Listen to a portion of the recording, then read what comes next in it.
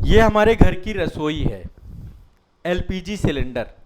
अभी हाल ही में आप देख रहे हैं, जब से ईरान युद्ध शुरू हुआ है उसके बाद से सबसे बड़ा जो इस समय मुद्दा चल रहा है वो है ऊर्जा सुरक्षा। और विश्व की जितनी भी अर्थव्यवस्थाएं हैं लगातार ऊर्जा सुरक्षा, जिसमें से तेल, जो मैं हमेशा कहता हूं कि अर्थव्यवस्था का रक्त है, या फिर गैस की किल्लतों का सामना कर रहे हैं। ऐसी स्थिति कुछ भारत में भी हमें देखने को मिली थी। अभी हाल ही में गैस सिलेंडर को लेकर सरकार ने कई सारे नए रूल्स एंड रेगुलेशन भी इस्टेब्लिशमेंट किए हैं। तो जो ईरान युद्ध हुआ है इसके कारण दुनिया में कच्चे तेल की जो सप्लाई चेन है वो प्रभावित हुई है। ठीक है, हरमुज जल संधि को लेकर के जिस तरीके से कई सारे प्रतिबंध ईरान ने लगाए हैं, तो जो सप्लाई चेन था वो डिस्टर्ब हुआ है। अभी भारत नए अल्टरनेटिव्स की तरफ जा रहा है। एलपीजी जो आपका है उसमें दिक्कत शुरुआत में आनी चालू हुई, फिर अभी पेट्रोल पंप को लेकर के भी लगातार कई सारी खबरें, बहुत सारे वीडियोस, लंबी लंबी भीड़, ये सब चीजें देखने को मिल रही है। अब आप समझिए ये आधारभूत चीज है। भारत में हमने उज्ज्वला योजना चालू कर रखा है और उज्ज्वला योजना के तहत बहुत बड़ी संख्या में आपके जो है एलपीजी कनेक्शन है। ठीक है, लोग काफी परेशान हैं। तो भारत विश्व के बड़े एलपीजी उपभोक्ता के तौर पे शामिल है। ज्यादातर हम इंपोर्ट ही करते हैं, बाहर से आती है एलपीजी। तो आप एक चीज समझिए कि ये जो पूरा युद्ध चल रहा है यदि लंबा खींचता है तो कहीं ना कहीं पे स्थिति खराब होगी। लगभग 33 करोड़ से ज्यादा घरों में एलपीजी सिलेंडर है। ठीक है, और 10 करोड़ से ज्यादा लोग उज्ज्वला योजना के लाभार्थी हैं। ठीक है, हर साल करीब 3 करोड़ टन एलपीजी की खपत भारत में होती है। मैं कुछ डेटा आपको बता रहा हूं, आप ये डेटा लिखना चाहो तो लिख लीजिए। कितनी देश में हमारे एलपीजी की खपत है? 3 करोड़ टन एलपीजी की खपत है। ठीक है, अब यहां पर आप एक चीज समझने का प्रयास करिए। हम अपने देश में यदि देखें कि हमारे यहां पे कितना एलपीजी उत्पादन होता है, ठीक है, यहां पे एक डेटा लिख रहा हूं, टोटल कितनी एलपीजी लगती है हमें। टोटल एलपीजी मैंने आपको बताया 3 करोड़ टन,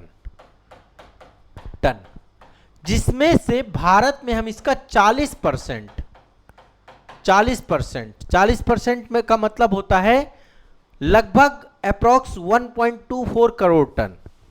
1.24 करोड़ टन, ये तो हम भारत में घरेलू उत्पादन करते हैं एलपीजी का, घरेलू उत्पादन। ठीक है, ध्यान से समझिए। दूसरा 60% हम इंपोर्ट करते हैं, आयात करते हैं।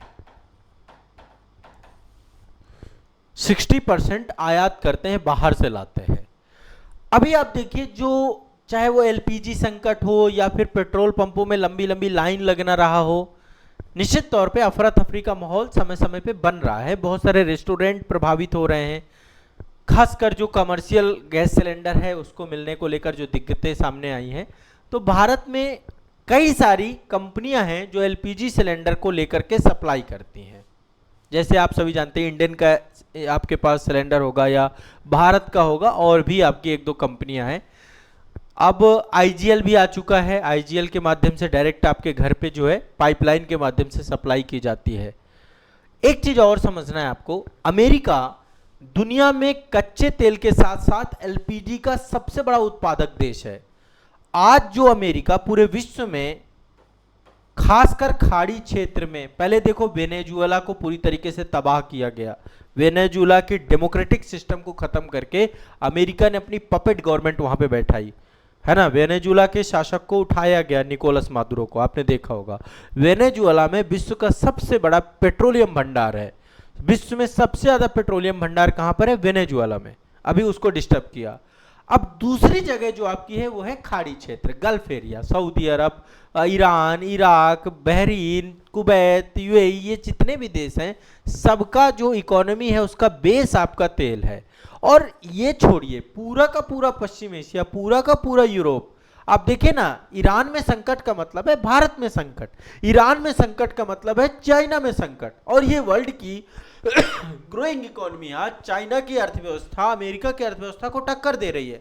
तो अमेरिका को कोई ना कोई तरीका तो ढूंढना ही है कि कैसे चाइना की इकोनॉमी को समाप्त किया जाए। इससे उसका एक तरीका हो सकती है कि उसका जो है पूरी तरीके से क्या कर दें, सप्लाई चेन ही खत्म कर दें। और उसके कारण बहुत सारे बनाए जा रहे हैं, है ना। ईरान जो है परमाणु बम बना रहा है, ईरान ये कर रहा है वो कर रहा है, और उस आधार पे ये युद्ध छेड़ा गया आपका। अब एक दो चीजें परीक्षा उपयोगी, एलपीजी में आपका ब्यूटेन गैस होती है, प्रोपेन और ब्यूटेन गैस, ठीक है। आपने पढ़ा होगा मेथेन, एथेन, प्रोपेन, ब्यूटेन। तो जो आपका एलपीजी होती है जनरली उसमें प्रोपेन और ब्यूटेन जैसी हाइड्रोजन गैसों का एक मिक्सचर होता है, ठीक है। आमतौर पे क्वेश्चन पूछे तो आप ब्यूटेन जो है टिक करके आ सकते हैं। आसानी से स्टोरेज किया जाता है, ये सारे सिलेंडर होते हैं, फिर उनका ट्रांसपोर्टेशन होता है आपका, है ना। प्रेशर के द्वारा उसको लिक्विफाइड किया जाता है, इसमें जो है ना लिक्विड के रूप में होती है गैस आपकी। अब भारत आप एक तरीके से समझिए कि लगातार जो है हमारे देश में सबसे ज़्यादा जो हम मंगवाते हैं, जो इंपोर्ट करते हैं, वो देश है कतर। कतर से हम एलपीजी गैस बहुत मंगवाते हैं। कतर से भारत सबसे ज़्यादा, टोटल कितना आयात हम कर रहे हैं, 60% आयात कर रहे हैं, और उनमें से भी सबसे ज़्यादा हम जो मंगवा रहे हैं वो कतर से मंगवा रहे हैं, लगभग 34% कतर से आता है। अब हरमुज जल संधि प्रभावित हुई है जो, तो कतर तो वहीं पर है आपका, मैप में आप देखेंगे, मैं भी आपको मैप दिखा दूंगा। तो आप खुद देखिए कि 34% तो ये सप्लाई चेन प्रभावित हो गई, यानी कि जहां पर रेगुलर बेस पे इतने बड़े स्तर की सप्लाई थी वो डिस्टर्ब हुई है, ठीक है। एक चीज आपको ये समझ लीजिए। और हाल ही में भारत कतर के बीच में 78 अरब डॉलर का बड़ा समझौता भी हुआ था, ठीक है, जिसमें 2048 तक हर साल लगभग 75 लाख टन जो है एलएनजी की सप्लाई जो है आपका कतर करेगा। कतर के बाद हम संयुक्त अरब अमीरात, जिसको हम यूएई कहते हैं, यूएई संयुक्त अरब अमीरात, यहां से हम दूसरे सबसे बड़ा। इसके बाद हम अमेरिका से भी मंगवाते हैं, यूएसए से भी मंगवाते हैं। अमेरिका के पास सब कुछ है, अमेरिका के पास सेल गैस है, आप ये समझिए। विश्व का सबसे बड़ी ऊर्जा यदि कहीं पर है वो अमेरिका के पास है, लेकिन अमेरिका विश्व की सारी अर्थव्यवस्थाओं को तबाह करने के लिए गल्फ क्षेत्र और वेनेजुएला, इन सभी क्षेत्रों को पूरी तरीके से, वो उसकी पॉलिसी है, उसकी डिप्लोमेसी है, ठीक है। तो भारत कतर से सबसे ज्यादा गैस मंगवाता है, यूएई से मंगवाता है, यूएसए से मंगवाता है। इसके बाद ऑस्ट्रेलिया, ओमान हो गया, ओमान से मंगवाते हैं, ओमान हो गया, ऑस्ट्रेलिया हो गया, रूस हो गया, ये सारे अल्टरनेटिव्स हैं हमारे, यहां से हम मंगवाते हैं। हरमुज के प्रभावित होने से कतर वाला जो हमारा सप्लाई चेन है पूरी तरीके से बाधित हो रहा है, डिस्टर्ब हो रहा है। बात मान रहे हैं आप? मान रहे हैं, नहीं मान रहे हैं? मानना पड़ेगा भाई, ठीक है। तो ये कुछ मुद्दा है, जनरल मुद्दा ये है। और आप सभी को पता है कि अभी हरमुज वाला मामला, मैं एक बार थोड़ा सा मैप में भी दिखाता हूं आपको। ये देखिए, ये आपका पर्शियन गल्फ, फारस की खाड़ी है, ये आपका हरमुज जल संधि वाला क्षेत्र है, यहाँ पर है, ये है कतर देश, ठीक है।